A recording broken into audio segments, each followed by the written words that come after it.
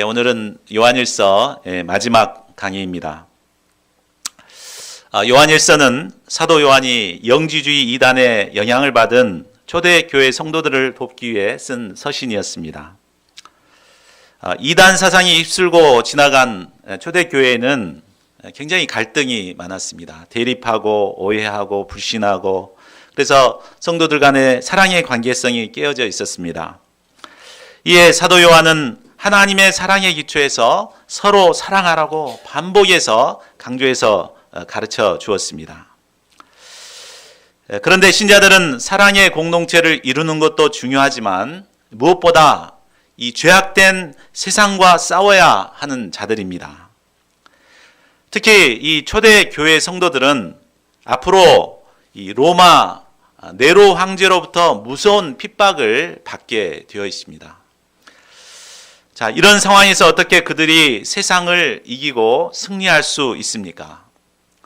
본문 말씀을 통해 그 비결을 배우고 저희 모두가 참 유혹이 많은 봄학기 세상 가운데서 승리하는 삶을 살아갈 수 있기를 기도합니다. 자, 1절에서 3절에서 사도 요한은 마지막으로 형제의 사랑을 다시 강조하고 있습니다. 자, 1절을 보십시오. 예수께서 그리스도이심을 믿는 자마다 하나님께로부터 난 자니 또한 낳으신 이를 사랑하는 자마다 그에게서 난 자를 사랑하느니라. 예수님이 그리스도이심을 믿는 sa람은 바로 하나님께로부터 난 자, 곧 하나님의 자녀들입니다. 우리 육신을 낳으신 부모님을 사랑하듯이 하나님께 난 자는 하나님을 사랑하게 됩니다. 더 나아가서 우리가 부모님께서 낳은 다른 형제들을 사랑하는 것처럼 하나님께로부터 난 다른 사람들도 사랑하게 됩니다. 물론 신앙이 성숙하지 못한 자녀의 경우에는 어린아이처럼 형제들을 질투하고 미워하고 또 경쟁과 비교의 대상으로 형제를 여길 수도 있습니다. 그러나 정말 예수 그리스도를 믿는 성숙한 신앙인들이라면 나와 똑같은 하나님의 자녀들을 사랑할 수밖에 없습니다. 왜 그렇습니까?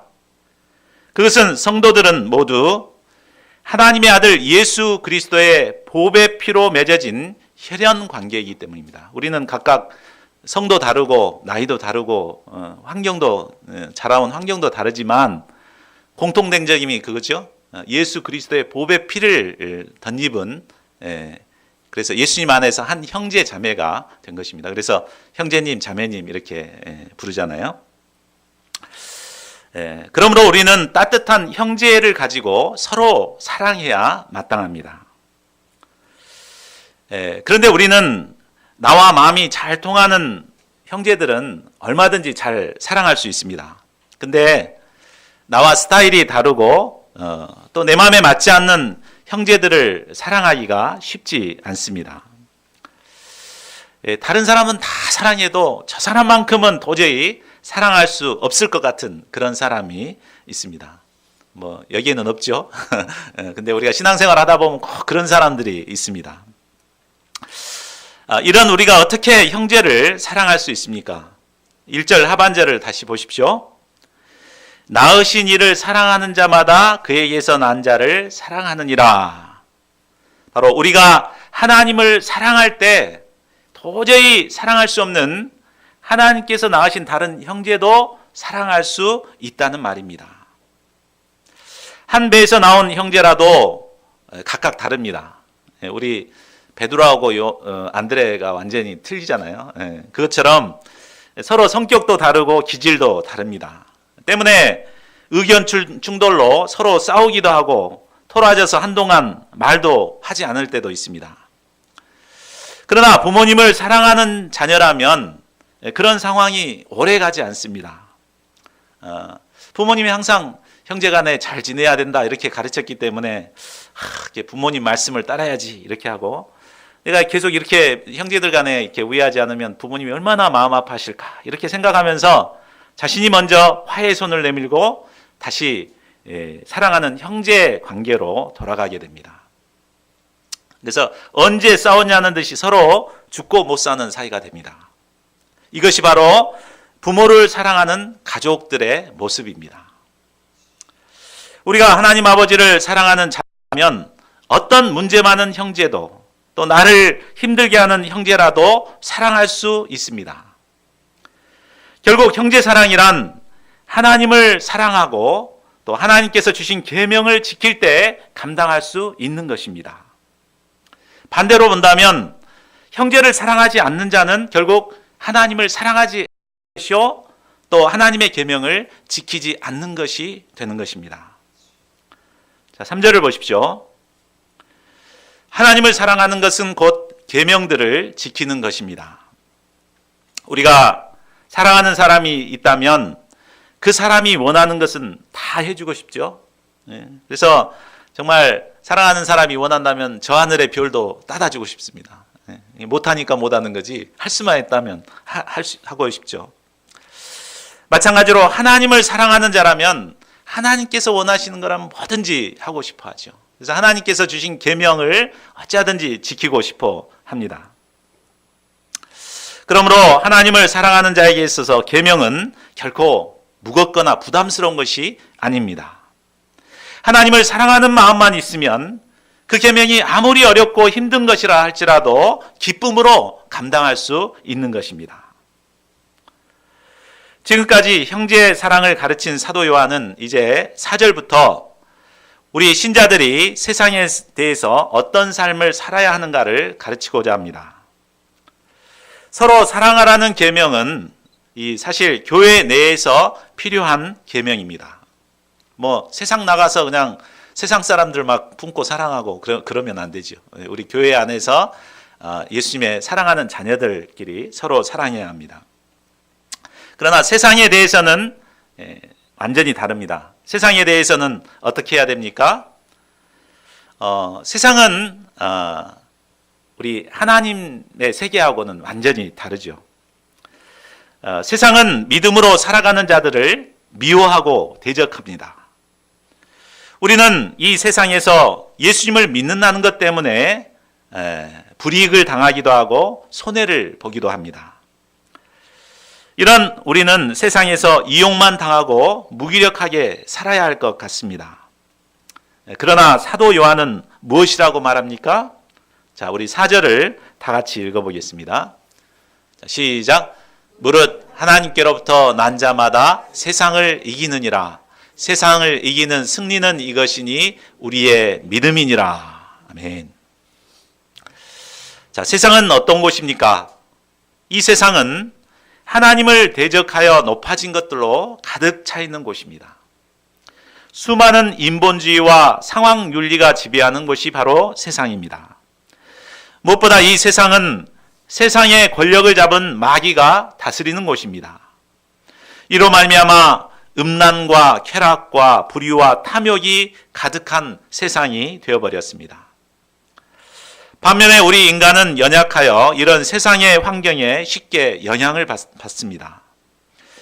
우리가 참 일주일 동안 하나님의 말씀을 통해서 승리하고자 하지만 막상 이 제약된 세상 가운데 나가면 연약하여서 참 무너질 때가 얼마나 많습니까? 믿음 없는 직장이나 또 캠퍼스의 제약된 분위기에 나가게 되면 기가 죽고 또 무기력해집니다. 그래서 자신이 크리스천이라는 것도 떳떳이 드러내지 못하고 늘 패배자로 살아가기가 쉽습니다.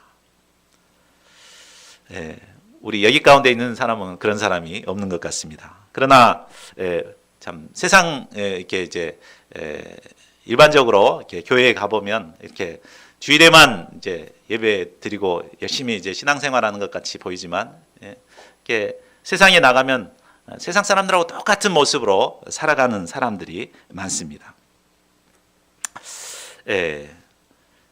그러나 사도 요한은 뭐라고 말합니까? 무릇 하나님께로 난 자마다 세상을 이기느니라 라고 말합니다. 하나님께로 난 참된 하나님의 사람, 참된 신앙인이라면 세상의 세력이 아무리 강하라 할지라도 결코 기죽어 살지 않습니다. 강한 세상의 세력 앞에 당당히 맞서 싸우며 도전하고 승리하는 삶을 살아가게 됩니다. 자, 그렇다면 연약한 우리가 어떻게 세상을 이기는 삶을 살 수 있습니까? 4절 하반절과 5절 말씀도 같이 한번 읽어보겠습니다. 자, 시작. 세상을 이기는 것은 이것이니 우리의 믿음이니라. 예수께서 하나님의 아들이심을 믿는 자가 아니면 세상을 이기는 자가 누구냐? 사도 요한은 믿음이 있을 때 세상을 이길 수 있다고 말씀합니다. 좀 더 구체적으로 말해서 예수님께서 하나님의 아들이심을 믿는 믿음이 있을 때 세상을 이기고 승리하는 삶을 살 수 있다는 것입니다. 왜 그렇습니까? 바로 하나님의 아들이신 예수 그리스도께서 이미 세상의 권세를 이기셨기 때문입니다. 세상의 근본 문제, 사탄이 사용하는 강한 힘은 무엇입니까? 바로 죄의 세력, 죽음의 세력입니다. 그런데 예수님께서는 십자가를 통해서 이 죄 문제를 해결하셨고 사망 권세를 파하고 부활하심으로 이 사망 권세를 파하셨습니다. 그래서 사탄의 골통을 박살내시고 승리하셨습니다. 이 승리하신 예수님을 믿을 때 우리는 이 세상 가운데서 승리의 삶을 살게 되는 것입니다. 그런데 문제는 싸워보지도 않고 지레 겁을 먹고 항복해버리는 것이 문제입니다. 세상과 부딪히기가 싫어서 자신을 드러내지 않고 적당히 타협을 하고자 합니다. 그래서 크리스천으로서의 신분도 숨기고 숨어서 신앙생활하는 것을 지혜라고 생각합니다. 그래서 참 싸우지는 않고 그저 적당하게 환경에 맞춰서 수능에 가려고 합니다. 그러나 그런 식의 신앙생활은 결코 우리에게 행복을 주지 않습니다. 적당히 신앙생활하는 사람이 행복하겠습니까? 그의 내면은 내가 이래서는 안 되는데 왜 이럴까 이렇게 항상 고통 가운데 지낼 수밖에 없죠. 내면은 빛을 잃고 고통과 괴로움으로 칠흑같이 어두운 삶을 살게 됩니다. 영적 스피릿을 잃고 마치 거센 탕 위에 떠밀려 내려가는 죽은 물고기처럼 삶을 살게 됩니다. 이런 식의 신앙생활로는 수십 년간 신앙생활을 해도 아무런 열매도 없고 성장도 없고 죄악의 열매만 맺고 살아가게 됩니다. 그러나 하나님의 아들 예수 그리스도를 믿는 믿음으로 살아가는 자의 삶은 어떠합니까? 하나님을 믿지 않은 세상의 죄악된 분위기 앞에 결코 기가 죽거나 물러서지 않습니다. 예수님의 십자가와 부활의 권능을 의지하여 세상에 도전합니다. 하나님과 우리 주 예수 그리스도께서는 이처럼 믿음으로 살고자 하는 자를 기뻐하시고 그와 함께 하십니다. 그래서 그를 넉넉히 세상과 싸워 이길 힘을 주시고 승리케 해주십니다. 그래서 그는 결국 죄악의 거센 파도를 헤치고 거슬러 올라가는 생명력 넘치는 삶을 살게 됩니다. 여기서 이긴다는 단어가 반복되는데 이긴다는 말은 현재형으로 쓰여 있습니다. 그래서 항상 현재적으로 승리의 삶을 산다는 말입니다. 하나님의 아들 예수 그리스도를 믿는 믿음을 가진 자들은 어떤 상황에서도 굴하지 않고 믿음으로 도전하여 승리의 삶을 살게 됩니다. 오늘날 우리가 살아가는 환경은 믿음으로 살아가기가 정말 어려운 시대입니다. 특별히 우리가 복음 사명을 감당해야 할 캠퍼스는 하나님의 하자만 꺼내기도 어려운 환경입니다. 그러나 우리는 이런 시대 분위기 가운데 굴복하지 않고 하나님께서 주신 믿음과 지혜로 도전하고 싸워야겠습니다. 저희 모두가 우리와 함께 하신 예수님, 십자가 부활로 사탄의 골통을 박살내신 예수님을 믿음으로 세상과 싸워 승리의 삶을 살게 되기를 기도합니다. 자, 6절에서 12절까지는 사도 요한이 예수님께서 하나님의 아들이심을 증거하는 네 가지 증거를 말하고 있습니다. 그 첫째 증거는 물과 피와 성령의 증거입니다. 6절에서 8절을 보십시오. 예수님은 물과 피로 하신 분이십니다. 여기서 물은 예수님의 세례를 가리키기도 하고 바로 예수님께서 육신의 몸을 입고 오신 성육신을 의미하기도 합니다. 또 피는 예수님께서 십자가에서 대속의 죽음을 당한 것을 의미합니다. 하나님의 아들 예수님은 육신의 몸을 입고 이 땅에 오셔서 십자가에 달려 죽으심으로 우리의 모든 죄를 대속해 주셨습니다. 또한 예수님이 승천하신 후에 성령께서 우리에게 오심으로 또 예수님께서 그리스도이심을 증거해 주셨습니다. 이처럼 물과 피와 성령은 바로 예수님께서 그리스도가 되심을 증거하고 있습니다. 그런데 예수님이 그리스도가 되신다는 증거는 이것뿐만이 아니었습니다. 자, 둘째로 하나님께서 친히 증언하신 증거입니다. 자, 9절을 보십시오. 법정에서는 사람들의 증언 한 가지만도 증거로 채택이 됩니다. 그런데 예수님이 하나님의 아들이신 것은 물과 피와 성령이 증거할 뿐만 아니라 바로 하나님께서 친히 증거하셨습니다. 하나님께서 언제 증거하셨습니까? 마가복음 1장 11절에 보면 예수님께서 세례 요한에게 세례를 받으시고 무태 올라오셨을 때 하늘이 열리고 성령이 비둘기같이 내려오는 상황에서 하나님께서 말씀하셨습니다. 너는 내 사랑하는 아들이라 내가 너를 기뻐하노라. 또 마가복음 9장 7절에 보면 제자들과 함께 변화산에 올라가셨을 때 참 변형되신 후에 하늘이 열리고 또 구름이 임하고 예수님 하나님께서 친히 말씀하시죠. 이는 내 사랑하는 아들이니 너희는 그의 말을 들으라. 물과 피와 성령 그리고 하나님의 증거는 성경에 기록된 객관적인 증거들입니다. 그런데도 악착같이 믿지 않는 자들은 바로 하나님을 거짓말하는 자로 만드는 것과 같습니다. 셋째로 믿는 자 안에 있는 성령의 증거입니다. 10절을 보면 하나님의 아들을 믿는 자들 안에 증거가 있다고 말하고 있습니다. 이는 바로 믿는 자 안에 내주에 계시는 성령의 내적 증거를 말합니다. 사도행전 2장 38절에 보면 우리가 회개하여 각각 예수 그리스도의 이름을 믿고 세례를 받으면 죄사함을 받고 성령을 선물로 받게 된다고 말했습니다. 하나님께서는 예수님을 믿는 자에게 성령을 부어주시는 선물로 부어주시는 분이십니다. 예수님을 믿고 이 성령의 임재를 경험한 자에게는 누가 뭐라고 해도 부인할 수 없는 내적인 확신이 있습니다. 바로 예수님께서 하나님의 아들 그리스도가 되심을 확신하게 됩니다. 이런 확신이 있기 때문에 어떤 어려움 앞에서도 두려워하지 않고 담대히 예수님을 증거합니다. 사도행전에 나온 예수님의 제자들이 그러했고 초대교회 성도들이 그러했습니다. 넷째로 믿는 자들에게 주어지는 영생의 확신입니다.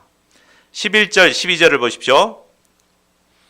사도 요한은 예수님을 하나님의 아들로 믿는 자들의 내면에 임하는 또 하나의 다른 증거를 말하고 있습니다. 그것은 바로 하나님이 우리에게 영생을 주셨다는 확신입니다. 죄를 범한 인간은 죄의 결과로 모두 죽습니다. 그리고 죽은 후에는 하나님의 심판을 받아 영원한 형벌에 처하게 되었습니다.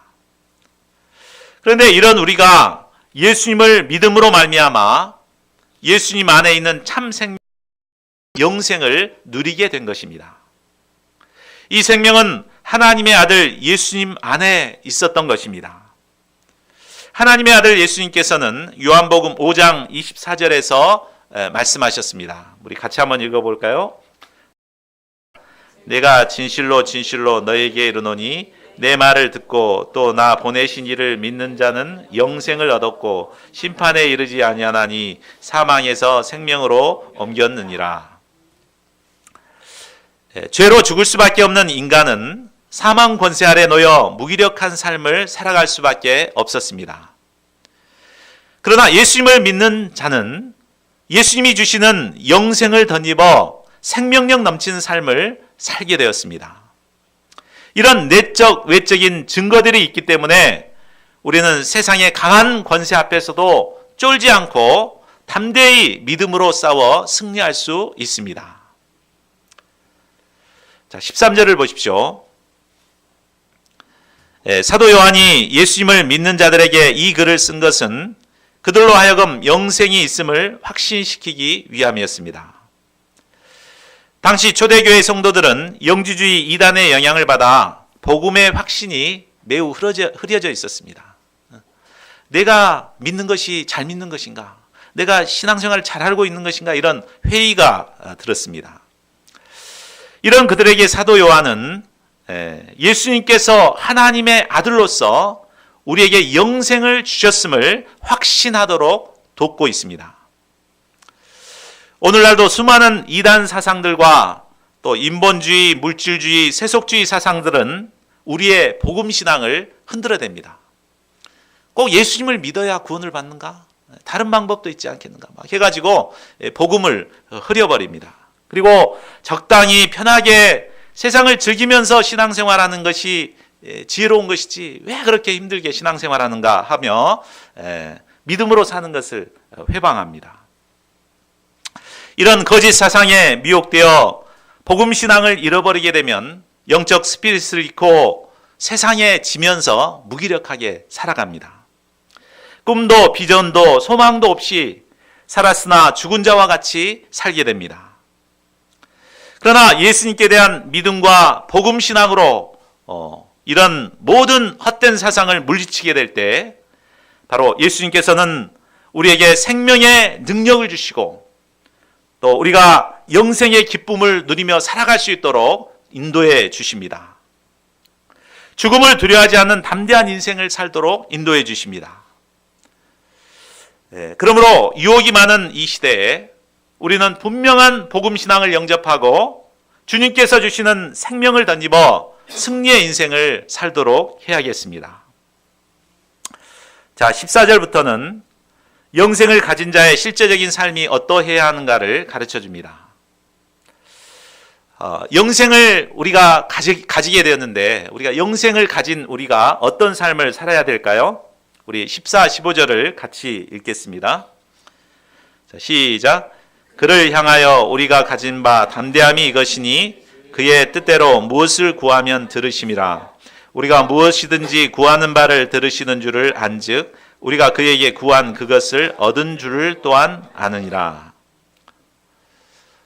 영생을 가진 자의 가장 큰 특권은 바로 하나님께 담대히 나아가서 기도할 수 있다는 것입니다. 또한 하나님께서는 영생을 가진 하나님의 자녀들의 기도를 들으시고 응답해 주시는 분이십니다. 우리가 세상을 살아갈 때 정말 도움이 필요할 때가 얼마나 많습니까? 또한 우리 힘으로는 도저히 이겨낼 수 없는 어려움 앞에서 누군가의 도움을 절실히 필요로 할 때가 있습니다. 이때 우리가 전능하신 하나님께 나아가 기도할 수 있다는 것은 정말 큰 특권이 아닐 수 없습니다. 구약 시대에는 하나님께 나아간다는 것이 제한이 되어 있었습니다. 하나님 앞에 나가는 것은 1년에 딱 한 번, 그것도 대제사장이 나갈 수가 있었습니다. 그러나 예수 그리스도로 말미암아 이제는 언제든지 예수 그리스도의 보배로운 피를 의지해서 은혜의 보좌 앞에 나가서 하나님께 기도할 수가 있게 되었습니다. 우리가 하나님의 자녀로서 기도할 수 있는 특권이 있다는 것은 얼마나 감사한 일입니까? 저희 모두가 하나님께 기도할 수 있는 이 기도의 특권을 마음껏 누릴 수 있기를 기도합니다. 우리가 예수님을 힘입어 담대히 기도하게 되면 하나님께서는 들으시고 우리의 구하는 바를 이루어 주십니다. 우리가 구하는 것에 따라서 지혜도 주시고 힘도 주시고 위로도 주시고 소망도 주십니다. 또한 문제를 극복할 수 있는 능력도 주십니다. 이처럼 기도는 우리의 연약함을 이기고 생명력 넘치는 승리의 삶을 살도록 하는 그 비결입니다. 우리가 무릎을 꿇고 하나님께 간절히 기도할 때 하나님께서는 하늘의 보화를 열어 우리에게 아낌없이 부어주십니다. 그런데 사람들은 기도하지 않습니다. 하나님은 전능하신 분인데 꼭 기도해야 하나님이 알아주시겠는가? 기도 안 해도 다 알아서 들어주실 텐데 참 이렇게 말하는 분이 있습니다. 그래서 정말 우리가 볼 때는 그 사람이 정말 기도해야 될 때인데도 기도하지 않고 살아가는 분들이 있습니다. 이런 사람은 정말 믿음이 좋은 사람 같아 보이지만 실상은 믿음이 없는 사람입니다. 하나님을 믿는 믿음이 없이는 결코 기도할 수 없습니다. 그를 향하여 우리의 가진 바 담대한 것이 이것이니 기도는 전능하신 하나님께 대한 믿음의 기초에서 담대한 믿음으로 하는 것입니다. 또한 기도는 하나님께서는 우리가 드리는 모든 기도를 들으신다는 믿음으로 하는 것입니다. 또한 우리가 구하는 것을 받게 된다는 믿음으로 드리는 것이 바로 기도입니다. 그런데 하나님께서 우리의 기도에 응답해 주시는 데는 한 가지 조건이 있습니다. 그것이 무엇입니까? 바로 그의 뜻대로 구해야 한다는 것입니다. 그의 뜻대로 무엇이든지 구해야 하나님께서 들으시고 응답하십니다.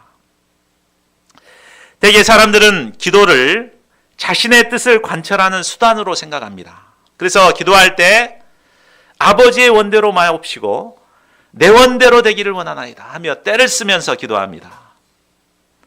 그러나 기도란 나의 뜻과 생각을 내려놓고 하나님의 뜻을 찾는 것입니다. 하나님의 뜻대로 기도한다는 것은 곧 바로 하나님의 말씀에 기초해서 기도하는 것을 말합니다. 하나님께서는 약속을 중요하게 여기십니다. 그래서 하나님께서 약속한 말씀을 통해서 기도하면 하나님도 거절하지 못하십니다. 우리가 말씀 공부를 해야 되는 이유가 바로 여기에 있습니다. 우리가 말씀 공부를 통해서 하나님의 뜻이 무엇인가를 잘 알고 이 말씀에 기초해서 기도하면 하나님께서는 응답해 주십니다. 5만 번의 기도 응답을 받은 조지 뮬러의 기도의 비결도 바로 여기에 있었습니다. 조지 뮬러는 기도할 때 항상 성경책을 펴놓고 성경을 짚어가면서 하나님 이렇게 말씀하시지 않았냐고 이렇게 하면서 기도하니까 하나님께서는 즉각 응답을 해주셨다고 합니다. 저희 모두가 하나님의 말씀에 기초하여 하나님의 뜻대로 기도하는 기도의 사람들이 될 수 있기를 기도합니다. 그래야 우리의 간구하는 모든 것을 응답받는 자들이 되기를 기도합니다. 16, 17절은 우리가 기도할 때 죄를 범한 형제를 위해 중보 기도해야 함을 말해주고 있습니다. 우리는 형제가 죄를 범할 경우 그 허물을 판단하고 정죄만 하기 쉽습니다. 그러나 우리가 판단하고 정죄하기보다도 그를 위해서 간절히 기도해 주어야 합니다. 특히 중보기도는 역사하는 힘이 있습니다. 형제를 위한 중보기도는 신자의 의무요 특권입니다. 그러나 사도 요한은 사망에 이르는 죄를 범한 자를 위해서는 중보기도할 필요가 없다고 합니다. 사망에 이르는 죄란 이단들처럼 예수님을 알고 있으면서도 고의적으로 성령을 거스리는 자들을 말합니다. 18절을 보십시오. 앞서 사망에 이르는 죄가 있다고 하니까 우리도 혹시 이런 죄에 넘어지지 않을까 염려할 수 있습니다. 그러나 염려할 필요가 없습니다. 18절 하반절을 보십시오. 하나님께로부터 나신 자가 그를 지키심에 악한 자가 그를 만지지도 못하게 하느니라. 바로 예수님께서 우리를 지키시되 악한 자가 손도 못 대게 지켜주시기 때문에 우리가 이 이단에 빠지거나 이렇게 할 수가 없는 것입니다. 이 때문에 우리는 연약함에도 불구하고 죄악된 세상에서도 믿음의 길을 갈 수 있습니다. 사도 요한은 마지막으로 우리가 알아야 할 것이 무엇인가를 말씀합니다. 19절을 보십시오. 우리가 알아야 할 것은 우리 신자들은 하나님께 속해 있지만 이 세상은 악한 자 안에 처해 있다는 것입니다. 우리는 하나님 안에 있고 이 세상은 악한 자의 손아귀에 있습니다. 이걸 분명히 알아야죠. 우리는 하나님의 백성들이지만 우리는 이제 원치 않지만 어쩔 수 없이 죽는 날까지 이 땅에 사는 동안 세상에 발붙이고 함께 살아야 합니다. 자, 이런 상황에서 우리 신자들은 어떻게 살아야 되겠습니까? 21절을 보십시오. 먼저는 하나님의 아들 예수 그리스도께서 주시는 지각을 통해 참된 자 곧 하나님을 알아가기 위해 힘써야 합니다. 이런 세상 가운데서 늘 하나님을 알도록 하나님의 지혜를 덧입고자 늘 말씀을 묵상하고 또 말씀을 공부하고 하나님을 알아가는 것입니다. 또 둘째로는 참된 자 하나님 안에 거하는 삶입니다. 그래서 알고 끝나는 것이 아니라 늘 하나님 안에 거하는 삶을 살아가야 합니다. 셋째는 자신을 지켜 우상에게서 멀리하는 삶을 사는 것입니다. 여러 가지 헛된 우상들 있는데 그것에서 멀리하는 삶을 살아가야 합니다. 그래야 할 때 우리가 이 세상 가운데서 세상과 구별된 삶, 승리의 삶을 살아갈 수 있습니다. 저희 모두가 예수 그리스도를 믿고 의지함으로 죄악된 이 세상을 이기고 승리하는 자들이 될 수 있기를 간절히 기도합니다. 요절 말씀 5장 4절을 읽고 기도하는 시간 갖겠습니다. 시작. 무릇 하나님께로부터 난 자마다 세상을 이기느니라. 세상을 이기는 승리는 이것이니 우리의 믿음이니라.